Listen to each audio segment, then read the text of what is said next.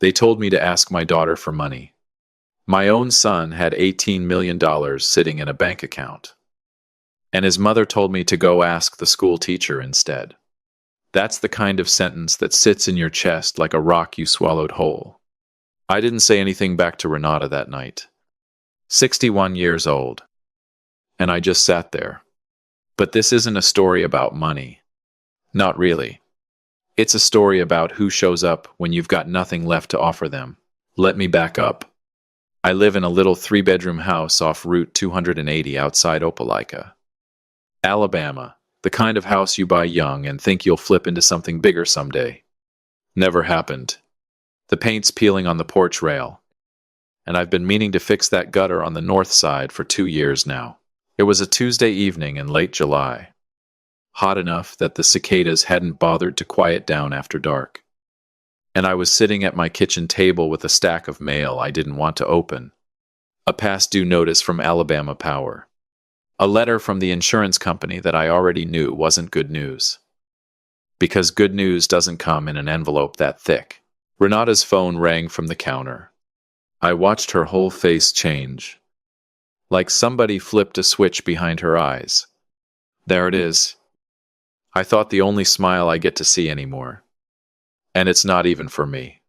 Preston. Honey. She practically sang it. Oh my God. Tell me everything. I set my coffee down.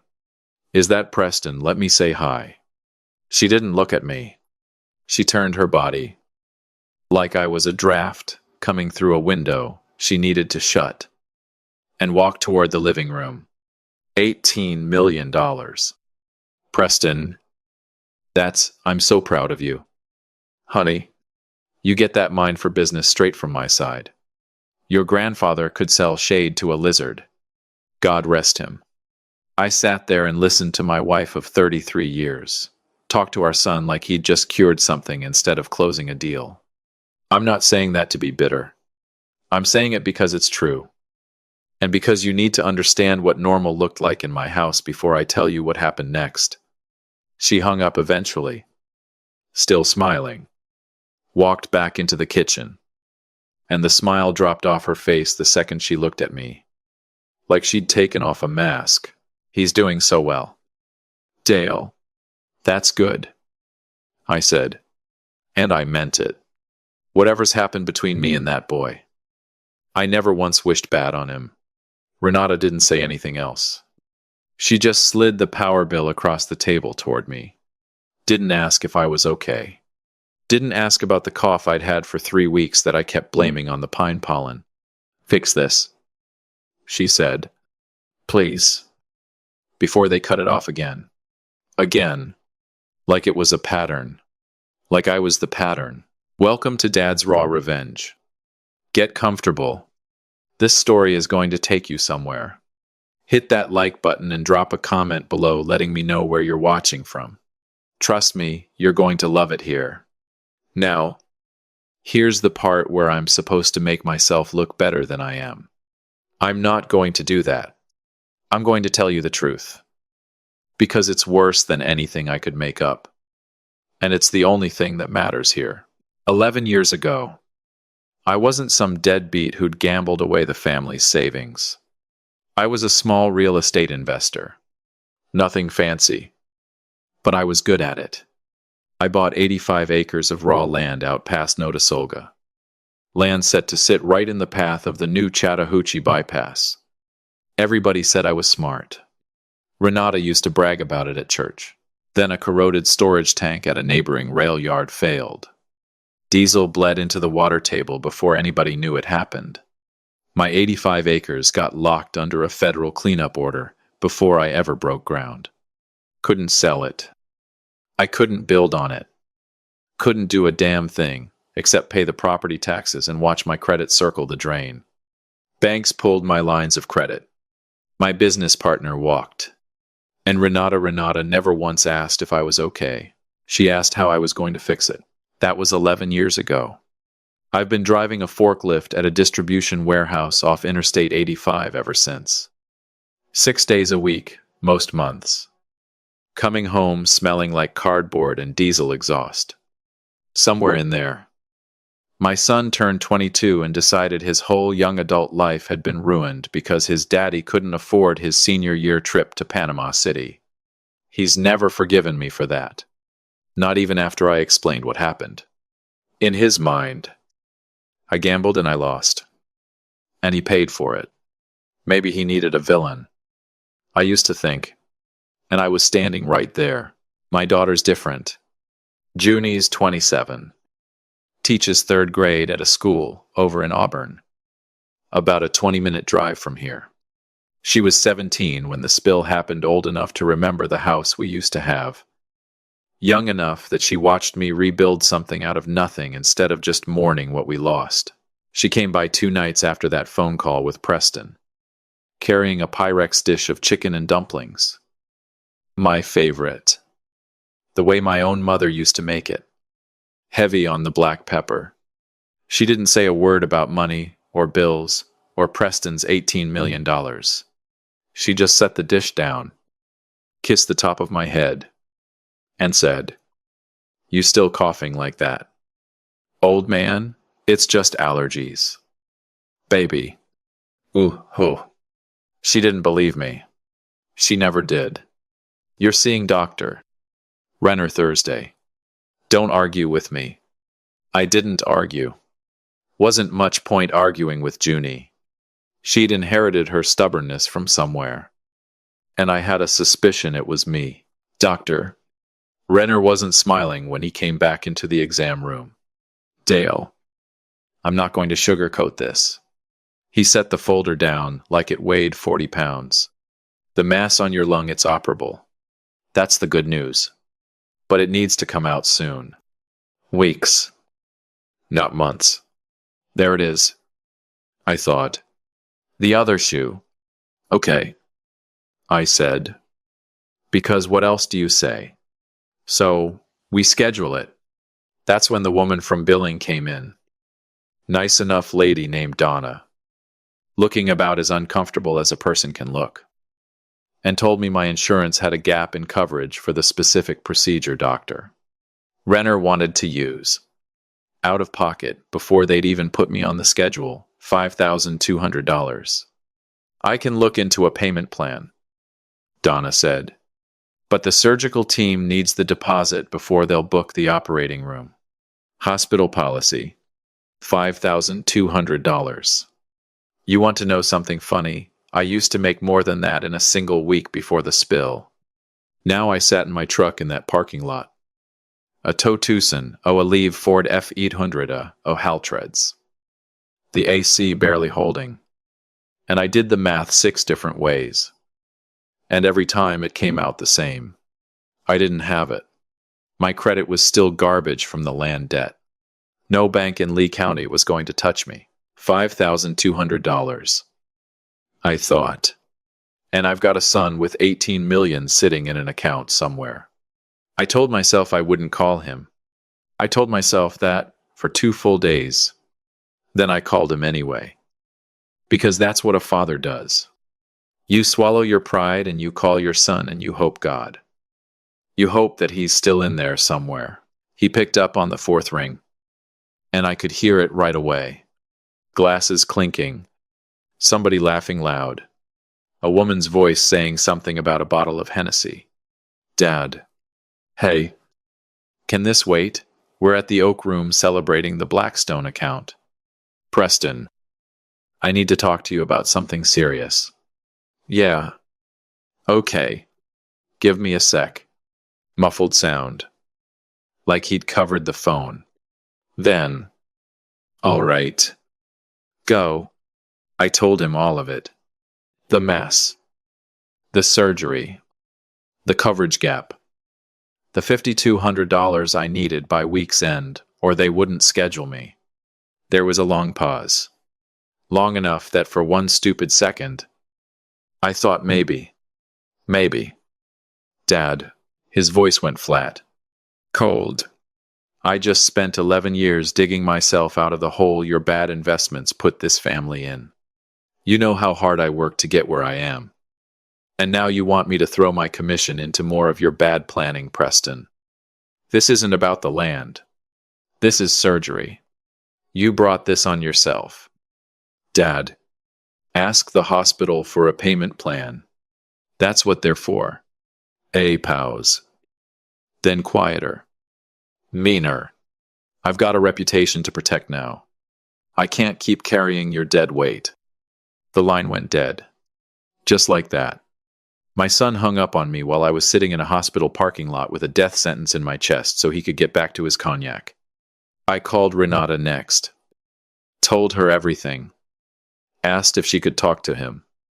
Maybe soften him up. Don't you dare ruin this for him.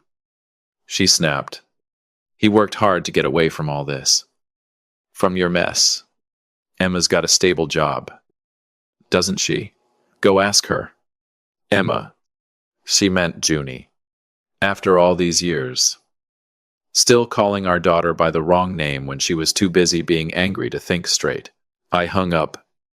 Sat in that parking lot a long while. Didn't cry. I was past crying by then. Just sat there thinking about how a man could work his whole life to give his family everything and end up alone in an F-150 doing math that never came out right. I met Junie at a little diner off Highway 29 2 days later, the kind of place with vinyl booths and a waitress who calls everybody hun. I hadn't planned on telling her. I was going to smile, eat my catfish, and let her think everything was fine. She knew before I said a word. She always knew. Dad. She set her fork down. What's wrong? Tell me right now. So I told her. I was ashamed to be sitting across from my 27-year-old daughter. A school teacher who couldn't have more than a few $1,000s to her name. About to ask her for money, her own brother had turned down without blinking. I didn't even finish the sentence. Junie reached into her bag and set an envelope on the table. Then turned her phone around so I could see the screen. A payday loan notification. Approved. $2,400. Dad. Stop talking. Her eyes were wet. But her voice wasn't shaking. There's $3,000 cash in there. I sold the Elantra this morning. Junie. My throat closed up. You sold your car. Cars can be replaced. Dad. She grabbed my hand hard. The way you grab something you're not going to let go of. You can't. I'm taking the bus for a while. I probably need the exercise anyway. I sat in that booth and wept in front of a waitress named Peggy and half the lunch crowd. My daughter. The one who didn't have $18 million. The one nobody ever bragged about on the phone. Held my hand across a Formica table and told me I was going to be okay. She's the only one who ever really saw me at all. I had no idea. Sitting in that diner. Just how much that moment was about to matter. Or what was still sitting out there on 85 acres of dead land past Notasulga. Waiting on me. But that's the next part of the story. Stay with me. A letter showed up at my daughter's apartment while I was still healing from surgery I almost couldn't afford. And it was worth more than every dollar my son ever refused to give me. I sat with it for 3 days before I told a single living soul. But let's not get ahead of ourselves. Let me take you back to the morning of the surgery first. Because you need to understand what it cost me to get to that letter. They wheeled me into pre-op at 6 a.m. on a Thursday in early August. And the last thing I remember before the anesthesia took me under was Junie's face. Right up close to mine. Her hands squeezing my fingers. You're going to be fine. Old man. I already told the nurses you're stubborn as a mule. They said that's good, stubborn people heal faster. Where'd she learn to be this brave? I thought. 27 years old, and steadier than I've ever been in my life. Then the lights went out. I woke up 12 hours later with a tube down my throat and a pain in my chest like somebody parked a truck on it. Doctor. Renner came by that evening. Still in his scrubs. We got it all. Dale. Clean margins. You did good. I didn't cry. I didn't have the energy. I just lay there thinking about Junie's car, sitting on some dealer's lot with a different family's name on the title now. She bought me this. Not the hospital. Not the insurance company. My daughter bought me this with a $2,400 loan and a car she needed to get to work. I'm going to make this right, I told myself. However long it takes. I had no idea how soon that promise was going to come due. I spent the next 3 weeks recovering on Junie's pull-out couch. Because my house was empty most days. Renata hadn't so much as texted to ask how the surgery went. And I wasn't about to lay up alone in a quiet house, listening to my own breathing machine. Junie's apartment was small. 1 bedroom off the bypass near her school. The kind of place where you can hear your upstairs neighbor's television through the ceiling. She'd taped her bus schedule to the refrigerator with an Auburn Tigers magnet. Right next to a photo of the two of us from some 4th of July picnic years back. I looked at that bus schedule every morning. She's out there waiting on a city bus at 6:45. I thought, because she sold her car for me. And Preston's driving a leased BMW to a steakhouse to celebrate a bonus he'll blow through in 6 months. That thought sat in my chest heavier than the surgical scar. She'd come home from school every afternoon, still in her teacher clothes, smelling like dry erase markers and cafeteria food. Check my incision. Heat up something simple for dinner. She wasn't much of a cook. My Junie. But she tried. And never once, not one single time, did she complain. Never once did she bring up the car. Never once did she ask when I was going to pay her back. That's the difference, I thought, watching her fall asleep sitting up on a kitchen chair one night, still in her work clothes. Preston gives because he wants credit. Junie gives because she doesn't even think about it as giving. It's just love to her. Plain and simple. It was a Tuesday. 18 days after the surgery. When the mail carrier knocked instead of just leaving it in the box. Junie was at school. I answered the door in my robe. Still moving slow. Still tender across the ribs. Got something certified here. Need a signature. 2 letters. One from an outfit I didn't recognize at first. Fairhaven Links Development. And one with a return address I knew instantly, since I'd been getting mail from them for 11 straight years. United States Environmental Protection Agency. Here we go, I thought. Another update. Another 6 months of nothing. Don't touch the property. Don't build. Don't sell. Don't breathe near it. I almost didn't open it right there. But something made me sit down at Junie's kitchen table and tear it open right then. I read it twice. Then a 3rd time slower. Because I didn't trust my own eyes. Remediation status complete. Site released from federal oversight. Effective August 22. 11 years. 11 years of property taxes on land I couldn't touch. 11 years of my credit sitting in the gutter. 11 years of my own wife looking at me like a stain on the family. And it was sitting right there in black and white. Done. Released. Clean. I set that letter down like it might go off if I moved too fast. Then I opened the second one. Fairhaven Links Development. Turned out, while my land had been locked up under a federal order, the Chattahoochee bypass, I'd bet everything on 11 years ago had finally happened. Right past my property line. 85 acres that used to be worthless timberland with a diesel stain under it were now sitting less than half a mile from a brand new interchange. Zoned commercial. Surrounded by exactly the growth I'd predicted a decade too early. The letter was a real offer. Signed. With numbers behind it. $19 million cash. 45-day close. I read that number probably 20 times. I didn't whoop and holler and run around the apartment. I sat very, very still. $19 million. I thought.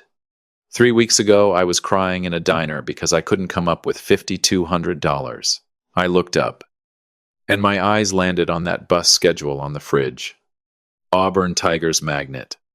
Art Arm Katsas Nedvin. In my daughter's handwriting. because she'd had to memorize a whole new commute at 27 years old to save her father's life. She's out there right now, I thought, standing at a bus stop in this heat. And I'm sitting here holding $19 million.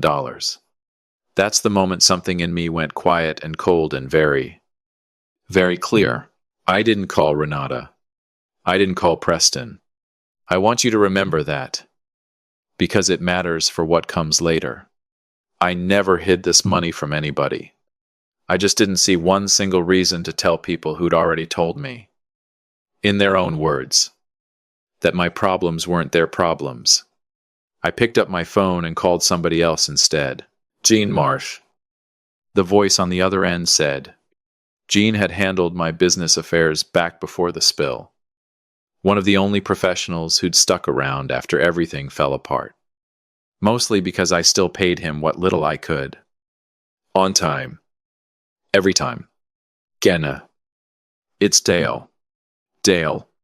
Good Lord. How you feeling? Junie said. The surgery went. Gain. I need you to look at some paperwork for me today if you can. Something in my voice must have told him this wasn't a check-in call. What's going on? I told him all of it. The EPA release. The fair haven offer. The number. There was a long pause on the line. Long enough, I thought the call had dropped. 19 million. He finally said. Dale. That changes everything. I know it does. I looked at that bus schedule one more time. That's exactly why I need you to pull something else for me first, before we do anything with this offer. You remember a document Renata had you draw up about 6 years back? Jean went quiet again. The property and liability separation. The one Preston pushed for. That's the one. You want me to pull the original. I want you to pull it. And tell me exactly what it says. Word for word. Because if I remembered that document right, I thought, Renata didn't just protect herself from my failures. She signed away every single claim to whatever came next, good or bad. Jean called back 2 hours later. Papers shuffling on his end. Dale, I'm going to read you the operative language. Renata Kowalski hereby waives, releases, and forever discharges any and all present or future marital claim, interest, or right, legal or equitable, in and to the real property located in Lee County, described herein, including any proceeds, appreciation, or value realized therefrom, regardless of cause. Regardless of cause. I said, real slow. Gene. Does that mean what I think it means? It means exactly what we drew up. Dale. 6 years ago, she wanted the house and her retirement protected. So she partitioned the estate. She took the house as sole separate property and forced you to take 100% of that debt-ridden land as yours, legally binding the day it was notarized. Whatever happens to that land now, good, bad, or a $19 million buyout, she signed away every legal claim to it. Preston was the one who pushed her. Wasn't he?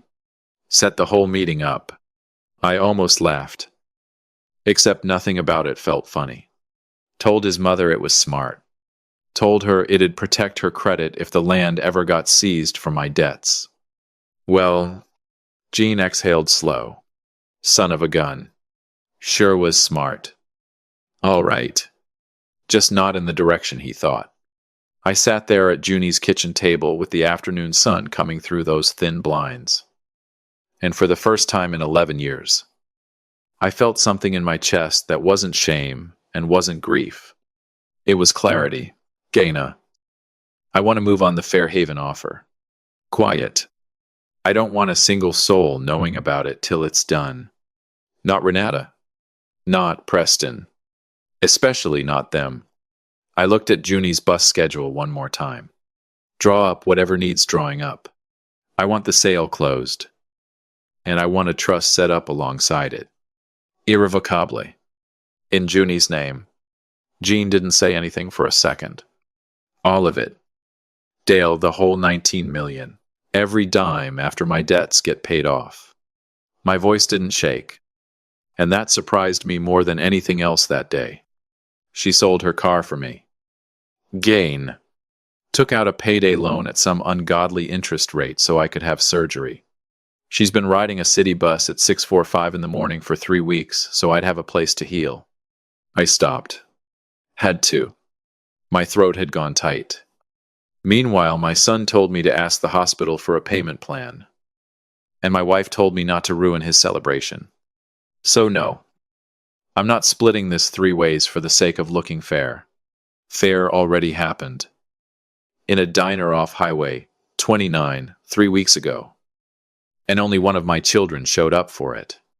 I hear you. I'll have the paperwork ready by Friday. One more thing, don't put my name on the deed for the house I'm buying her either. Trust owns it outright. I want it airtight. You understand me, airtight. Jean said. I understand completely. I hung up and sat there a long while in that quiet apartment, listening to the window unit hum, looking at that bus schedule stuck to the fridge. They're going to find out eventually, I thought. And when they do, they're not going to come here asking how I'm feeling.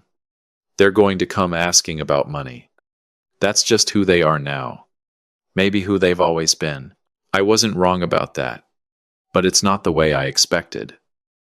And not for the reason I expected. See? I thought Preston and Renata would show up because they'd heard about the land. They didn't know a thing about it yet when they showed up at Junie's door 11 days later.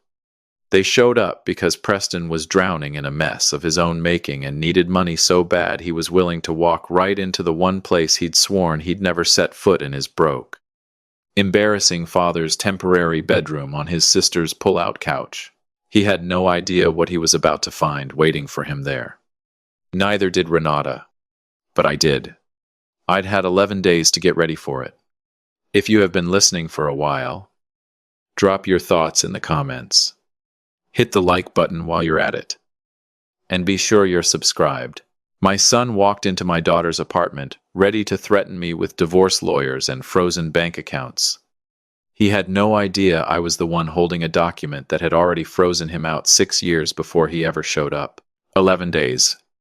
That's how long I had between hanging up with Jean and hearing that first hard knock on Junie's door. 11 days to get my paperwork in order.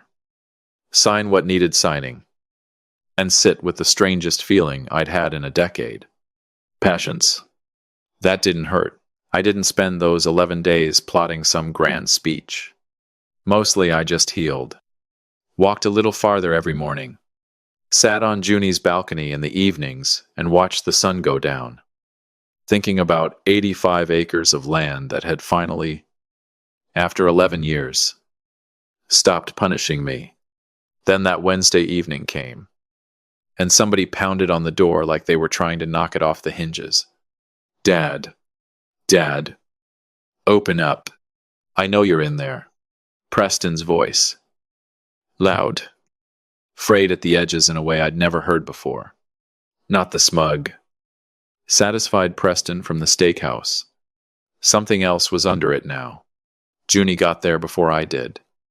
Still in her school clothes. And pulled the door open with a look I recognized. The same look she used to give kids in her classroom about to get sent to the principal's office. You want to explain why you're pounding on my door like the police? Preston pushed past her without answering. Renata right behind him. Picture this, my son. 34 years old. In a wrinkled dress shirt with his tie already loosened.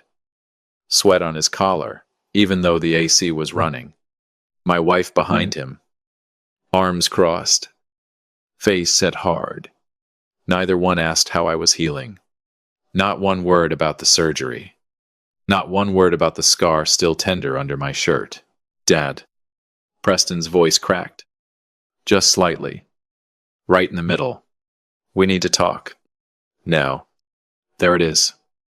I thought. Not, how are you feeling? Not, I'm sorry I hung up on you outside a hospital. Straight to business. Same as always. Sit down. Preston, I said. You look like you're about to have a heart attack of your own. He didn't sit. He paced.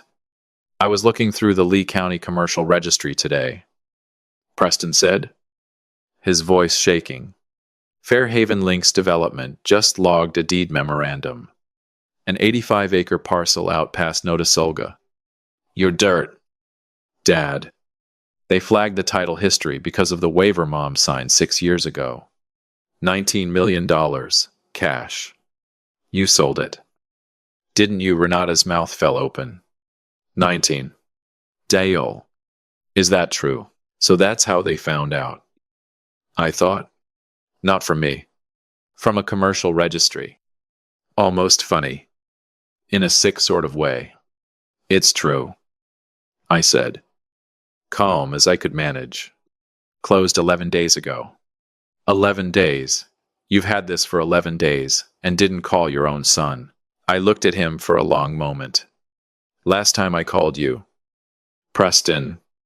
You were at the Oak Room celebrating a commission while I was sitting in a hospital parking lot trying to figure out how I'd pay for surgery. You told me it wasn't your problem. So no. I didn't feel the need to call you the second something good happened either. That should have been the moment he softened. It wasn't. You hid this from us. Preston's finger came up, jabbing toward me. You knew the cleanup was finishing. You knew that land was about to be worth something. You made us live like we were broke this whole time. Mom drove a 9-year-old Malibu. Dad, while you sat on a fortune, just so you could hand it all to your favorite kid the second it paid off. He actually believes that, I thought. He's rewriting the whole thing in real time right in front of me. And he believes every word coming out of his own mouth. Preston. My voice came out quieter than his, which somehow made the room go quieter. 2. I didn't know that land was worth a dime until 18 days ago. I found out sitting on your sister's pull-out couch, recovering from surgery she paid for. You want to talk about hiding things? I didn't hide a fortune from this family. I hid the fact that I was scared for 11 straight years. Because every time I tried to talk about it, your mother told me to fix the bill, and you told me I ruined your 20s. Renata stepped in then, arms still crossed. Chin up. Don't you dare stand there and act like the victim. Dale, I stood by you for 33 years while you dragged this family through the mud with your real estate disasters. That money belongs to this family. You are being vindictive. You're being cruel. You're being stingy. Dad, Preston finished for her. And it's disgusting. Stingy. I almost laughed out loud at that one. A man who'd refused his father $5,200 for cancer surgery. Calling his father stingy over $19 million. We're not asking anymore, Preston said. His voice dropped low. Mean. The voice of a man who thought he was about to win. Mom's filing for divorce tomorrow morning. Irreconcilable differences. Financial abandonment. My lawyer's already drafting a motion to freeze every account connected to that sale until the courts sort out an equitable division. You hid marital assets. Dad. That's fraud. He slammed his hand flat on Junie's kitchen table, the same table where weeks earlier she'd slid an envelope of cash across to me without a second thought. You're going to be tied up in litigation so long you won't have a cent left by the time we're done. Junie's face. I thought, glancing at her. That's my daughter's kitchen table. And he just slammed his fist on it like he owns the place. I looked at Preston for a long moment. Then Renata. Then I stood up. Slow. Careful. Still tender across the ribs. And reached into my jacket pocket. You want to talk about lawyers? Preston, I said. Let's talk about lawyers. I pulled out 2 folded documents. Slid the first one across the table to Renata. You remember this? Renata. She looked down at it. And I watched the color start draining out of her face before she'd even finished the first paragraph. 6 years ago. I said. You and Preston sat me down at my own kitchen table. You were scared the bank would come after your assets because of my land debt. Preston's idea. By the way, his brilliant idea. He told you it was smart. That it would protect your credit if the debt ever caught up with the property. So you signed this. Your lawyer drafted a partition and exchange agreement. You took the house and your accounts as sole separate property, and legally forced me to take 100% of the land and its liabilities as mine. I tapped the paper. Read it again. It doesn't say debt. It says regardless of cause. You didn't just protect yourself from my failure. Renata, under Alabama law, you converted that land into my separate property. You signed away any future claim to its value, just to keep your hands clean of my debt. Your own lawyer explained it to you, and Preston signed as a witness. Preston's face had gone pale, too. But he still wasn't done. Never was that boy. That doesn't matter. He snapped. I'll still take you to court. On what grounds? Preston. I slid the second document across to him. Take a look at this before you finish that sentence. He looked down. It was a bank statement. Junie's bank statement. $9. That's what's in your sister's checking account right now. I said. $9. Preston. Because 3 weeks ago she sold her car and took out a payday loan at 34% interest so I could get on an operating table. While you were ordering $300 cognac to celebrate a commission, your sister was riding a city bus at 6:45 in the morning, so she'd have gas money to get to a job that pays her $43,000 a year teaching third graders long division. I let that sit in the room for a second. You want to talk about court? Son, go ahead. Bring every lawyer in Lee County. But first, explain to a judge how you plan to claim assets your mother legally waived. In writing. 6 years ago. On your own advice. Explain where you were the night your father needed $5,200 for cancer surgery. And where your sister was. Nobody said anything for a long moment. Just the window unit humming. And somewhere upstairs a neighbor's television bleeding through the ceiling like it had every night for the last 3 weeks. I didn't hide this money from you. I said, my voice finally coming down soft. Tired. Done. I found out about the land's release sitting right here on that pull-out couch. Just over 2 weeks after surgery. It took 45 days to close. And the trust was finalized last week. I didn't hide this to be petty. Preston. I kept it quiet because I needed time to make sure the money went to the only person who actually earned it. Even if I'd known sooner. It wouldn't change one single thing about this moment. I looked at Renata. Then Preston. You two divorced yourselves from this family a long time ago. You just hadn't gotten around to the paperwork yet. The trust is already finalized. I said. Irrevocable. The full $19 million goes to Junie. All of it. The first thing Jean did this morning was wire a payoff to that predatory lender to burn your payday loan contract to ash. I paid off the title on this apartment complex, so she doesn't owe a dime in rent while her new house is being finished. I funded the tutoring program she's been trying to start. She's got a car waiting on her. Nicer than the Elantra she sold. Though she's going to fuss at me about that. I folded my hands on the table. You're both officially free of my mistakes now. Isn't that what you wanted? For 11 years I heard about how I ruined this family. Well, congratulations. The failure's over. And it turns out the two of you signed yourselves right out of everything that came after it. Renata's mouth opened. Nothing came out. For the first time in longer than I could remember. My wife didn't have a single word. Preston just stood there, jaw working, staring at that bank statement like it might rearrange itself into different numbers if he looked hard enough. Get out of my daughter's home. I said. Quiet. Finale. Both of you. They left in a silence I'd never once heard, out of either of them, in 33 years of marriage and 34 years of raising that boy. No slammed door.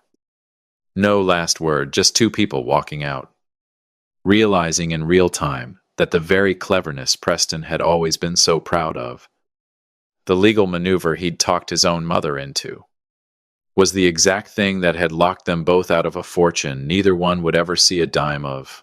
Junie stood in the kitchen doorway after they'd gone, arms wrapped around herself, watching me. Dad. Her voice was barely a whisper. You didn't have to give me all of it. Yeah, I said. I did. Cars can be replaced. I remembered her telling me months before, sliding an envelope across a diner table. You can't. She'd been right about that. Turned out I couldn't be replaced either. Not to her. And in the end, that was worth more than any number Fairhaven Links Development ever put on a piece of paper. We stood there in the quiet, my daughter and me, finally safe, finally free. And somewhere across town, my son sat down that night to figure out how he was going to explain to his firm's partners that the $18 million account he bragged about wasn't nearly enough to save him now. And there wasn't a single soul left in his corner willing to bail him out. Funny how that works out. If you enjoyed this story, hit that like button, subscribe, and drop a comment below. Let me know where you're watching from. I'll see you on the next one.